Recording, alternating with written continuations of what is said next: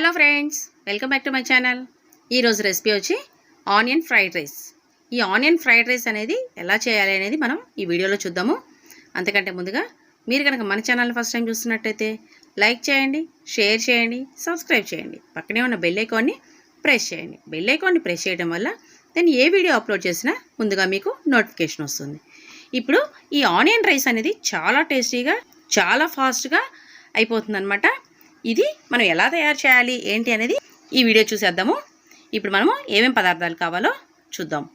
Onions ఈ విధంగా పొడవుగా కట్ చేసుకోవాలి. అవి ఒక 1 కప్. చిల్లీస్ కొన్ని చిన్న చిన్న ముక్కలుగా, కొన్ని పొడవుగా కట్ చేసుకోవాలి. ఎండుమిర్చి, కరివేపాకు. అన్నాన్ని ముందుగా ఈ విధంగా పొడి పొడిలాడుతూ వండుకొని పక్కన పెట్టాలన్నమాట. ఈ రైస్ వచ్చి 2 కప్స్. ముందుగా స్టవ్ మీద ఒక కడాయి పెట్టుకొని అందులో 4-5 స్పూన్స్ ఆయిల్ యాడ్ చేసుకొని ఇందులో ఎండుమిర్చిని ఈ విధంగా యాడ్ చేయాలన్నమాట.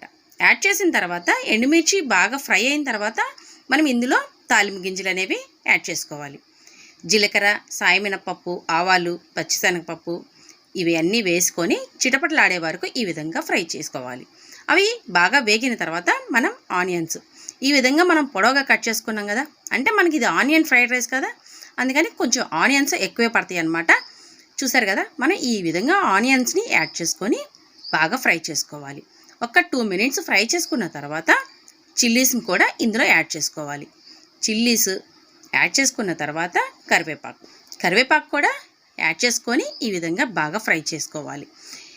ఆనియన్స్ అనేవి మనకి గోల్డ్ కలర్ వచ్చే వరకు ఫ్రై చేసుకోవాలి. అదే మనము ఈ విధంగా తీసేసాము అని అంటే పచ్చి వాసన వస్తుందన్నమాట.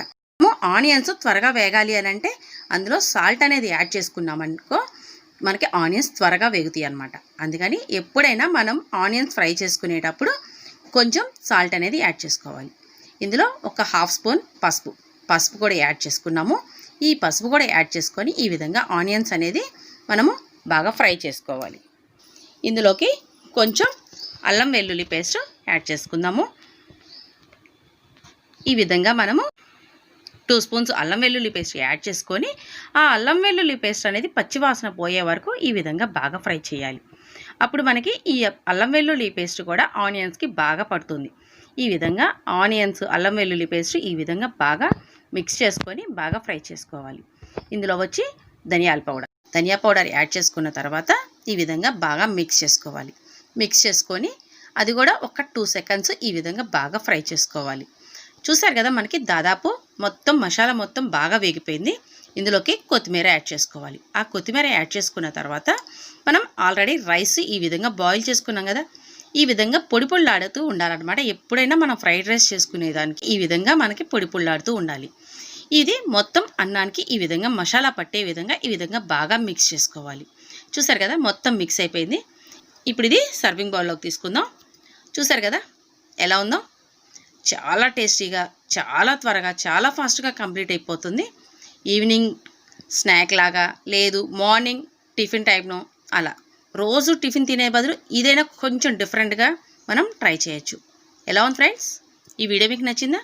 ఈ వీడియో కనుక నచ్చినట్లయితే లైక్ చేయండి, నాకు సపోర్ట్ చేయండి, షేర్ చేయండి. Thank you friends.